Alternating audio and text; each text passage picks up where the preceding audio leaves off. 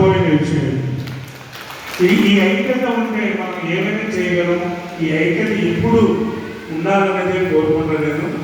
నేను చేసేది కూడా రాజకీయం అంటే ఒక వ్యాపారం కాదు, ఒక సామాజిక బాధ్యతలనే ప్రవర్తిస్తూ దాంట్లో భాగంగానే పనిచేసుకుంటూ పోతున్నాం మేము. దానికి మీరందరూ మొన్నటి ఎలక్షన్లో కూడా నాకు పేరు నాకు ఓట్లు వేసి అత్యధిక మెజార్టీ గెలిపించిన ప్రతి ఒక్కరికి ఇక్కడ ఉన్న అందరికీ పేరుపేరున ధన్యవాదాలు చెప్తున్నా.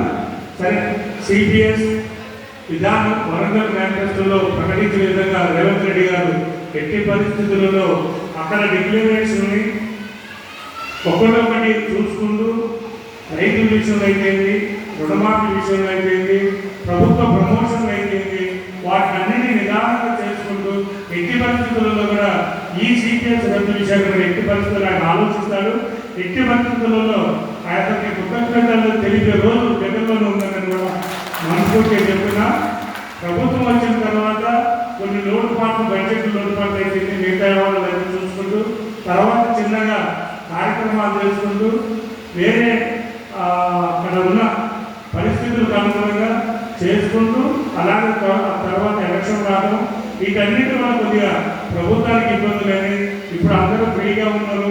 అందుకే ఒకటొకటి చేసుకుంటూ రైతు రుణమాఫీ, అలాగే మన రైతు బంధు, ఇలాంటి అన్ని ఎన్ని వరంగల్ మేనిఫెస్టోలో పెట్టి నేను ఎందుకు చెప్తున్నా, వరంగల్ మేనిఫెస్టోలో పెట్టి అన్ని ఎట్టి పరిస్థితులలో అది రాహుల్ గాంధీ గారు ఇచ్చిన హామీ కాబట్టి ఎట్టి పరిస్థితులలో నెరవేరుస్తారని ఎప్పుడు మీరు ఇలాగే ఐక్యతను పోరాడాలని మనస్ఫూర్తిగా కోరుకుంటూ నాకు ఈ అవకాశం ఇచ్చినందుకు ధన్యవాదాలు. Thank you. కూడా కృషి చేస్తాం.